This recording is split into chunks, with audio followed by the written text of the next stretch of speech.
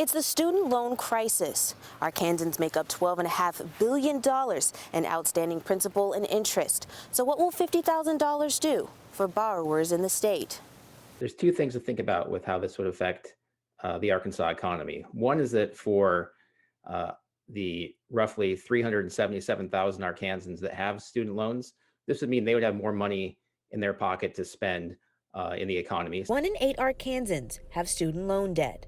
The average student debt for the state is about $33,000, meaning the average monthly payment is around $300. The other thing to consider is that if the federal government were to forgive this debt, that actually represents some revenue the federal government is not getting.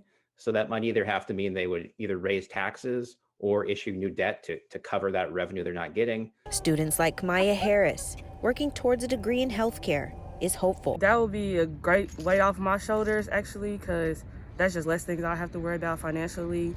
And I think I'll be more financially stable within my adult life. Of course, not everyone agrees that canceling debt would be fair, like this person who didn't want to be identified. The way I see it, there's ways to get college for free. I did put in the work that I needed to get my college paid for. Now all these other people that just want to come in and have their loans wiped off. To simply write off existing student loan debt without addressing the fundamental reasons that it could get this large in the first place is really just putting a Band-Aid on the problem and not solving it. And as a matter of fact, could make things worse. Dr. Michael Pacco with the Arkansas Economic Development Institute says you can't erase debts without any offsetting costs. He wants Arkansans to understand income-driven repayment plans can help. Now, the crisis comes into play, I suppose, because there's this sense that somehow people didn't get their money's worth for these student loans. Jade Jackson, THV 11 News.